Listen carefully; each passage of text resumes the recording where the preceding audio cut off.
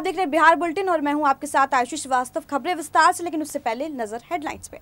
बिहार में जनसभा करने पहुंचे योगी आदित्यनाथ ने बोला, हमला बिहार में अब बाहुबलियों के बुरे दिन शुरू, नीतीश की सरकार बनेगी।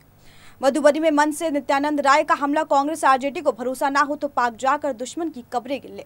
तेजस्वी की धुआंधार रैलियां, मन से तेजस्वी ने साधा निशाना, नीतीश राज में खूब घोटाले हुए, भ्रष्टाचार की फाइलें जलाई गई।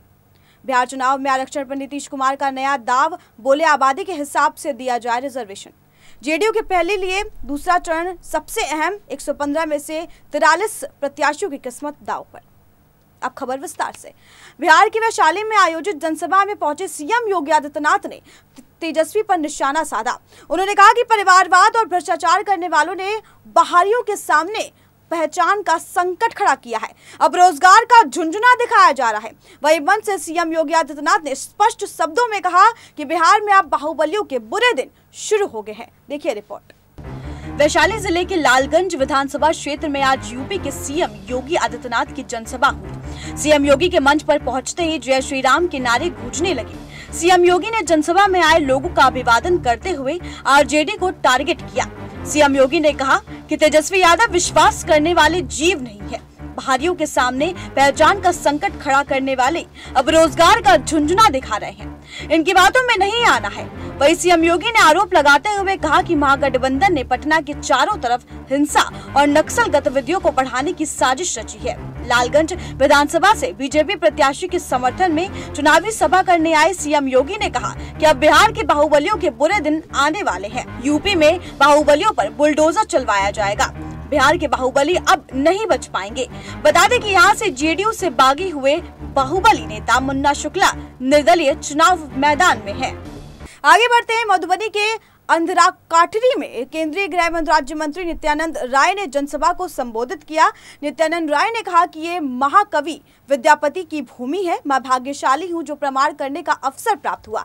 इस दौरान उन्होंने केंद्र सरकार के विभिन्न उपलब्धियों को गिनाते हुए कहा कि पीएम मोदी के रूप में देश को मसीहा मिला है। केंद्रीय गृह राज्य मंत्री नित्यानंद राय ने कहा कि एनडीए की जब भी सरकार बनी है तो मिथिला से जुड़ाव रहा है। मैथिली भाषा को अटल बिहारी वाजपेयी की सरकार में 8वीं सूची में जोड़ा गया था। कोशी महासेतु का निर्माण कर हमने पूर्व भारत को जोड़ने का काम किया है। दरभंगा को एम्स दिया है। मखाना अनुसंधान के लिए 10,000 करोड़ रुपए दिए हैं। दरभंगा का हवाई अड्डा बनाया गया है, जिसके बाद अब भारत के किसी कोनों में यहाँ से जो जाता है वही जा सकता है। उन्होंने कहा कि देश की गरीबी इंतजार कर रही थी एक मसीहा आने का, पीएम मोदी के रूप में उन्हें मसीहा मिल गया है। आगे कहा कि 2022 तक सभी के पास पक्का मकान होगा, इस दिशा में काम तेजी से चल रहा है। आयुष्मान योजना के माध्यम से हर गरीब को बेहतर इलाज की सुविधा दी गई है। पीएम मोदी के पिता रेलवे स्टेशन पर चाय बेचते थे, उनकी मां घरों में सफाई का काम करती थी। कई बार उन्हें भूखे पेट स्कूल जाना पड़ता था। गरीब परिवार से आए पीएम मोदी गरीबों के हर दुख दर्द को समझते हैं और पीएम मोदी ने पाकिस्तान के छक्के छुड़ा दिए हैं। यदि कांग्रेस और आरजेडी को विश्वास ना हो तो पाकिस्तान में जाकर दुश्मन सैनिकों की कब्र को गिनती कर ले। कश्मीर से धारा 370 हटा दी गई है, अब कश्मीर की वादियों में कोई भी अपना मकान बना सकता है।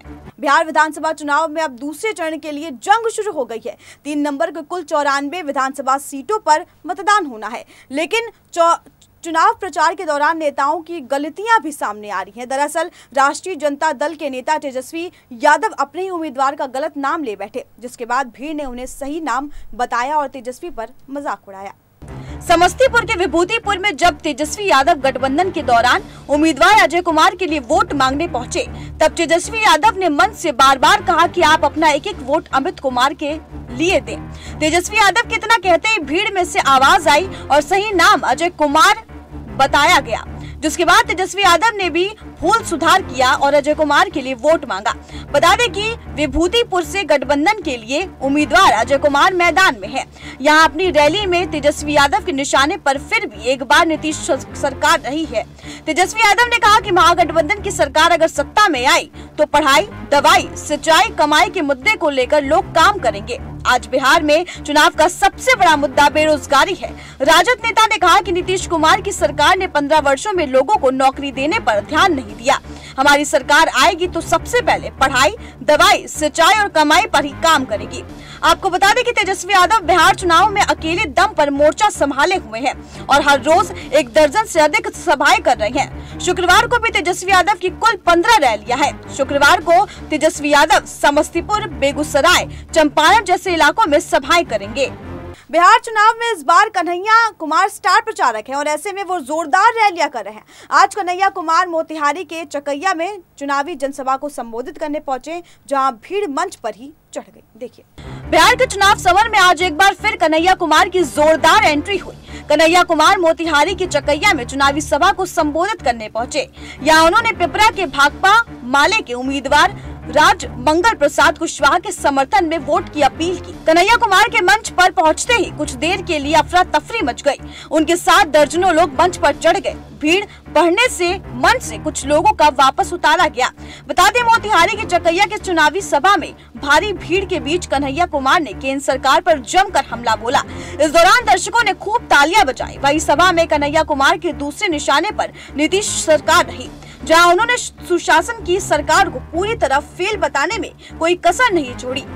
कन्हैया कुमार ने नीतीश कुमार और बीजेपी की सरकार पर कई आरोप लगाए हैं। उन्होंने कहा कि नीतीश कुमार आप बिहार को संभालने में असक्षम रह चुके हैं। वहीं कन्हैया कुमार ने बिहार में महागठबंधन की सरकार बनने का दावा किया। बिहार विधानसभा चुनाव में दूसरे चरण की वोटिंग से पहले नीतीश कुमार ने आरक्षण पर बयान देकर नई बहस शुरू कर दी है। पश्चिम चंपारण के वाल्मीकि नगर में चुनावी जनसभा में नीतीश कुमार ने कहा कि हम तो चाहेंगे कि जितनी आबादी है उसके हिसाब से आरक्षण का प्रावधान होना चाहिए। इसमें हम लोगों की कहीं से कोई दो राय नहीं है। उन्होंने कहा कि जहां तक संख्या का सवाल है, जनगणना होगी तब उसके बारे में निर्णय होगा। ये निर्णय हमारे हाथ में नहीं है। मुख्यमंत्री नीतीश कुमार पश्चिम चंपारण के वाल्मीकि नगर को जनसभा संबोधित करने पहुंचे। नीतीश ने आरक्षण के मुद्दे पर बात करते हुए कहा कि मुझे वोट की चिंता नहीं रहती। अपने पहले काम करने का मौका दिया तब काफी काम किया, फिर काम करने का मौका मिला तो फिर आपके बीच आएंगे, आपके साथ बैठेंगे और कोई समस्या शेष रह गई तो उसका समाधान भी निकालेंगे। बता दें कि वाल्मीकि नगर में थारू जाति के काफी वोट है और ये जाति जनजाति में शुमार करने की मांग उठा रही है। इसी का समर्थन करते हुए नीतीश ने कहा कि जनगणना हम लोगों के हाथ में नहीं है, लेकिन हम चाहेंगे कि जितनी लोगों की आबादी है उस हिसाब से लोगों को आरक्षण मिले। Bureau report, SPN 9 news. Bihar bulletin में बस इतना ही। बाकी बिहार की तमाम बड़ी खबरों के लिए आप देखते रहिए बिहार बुलेटिन।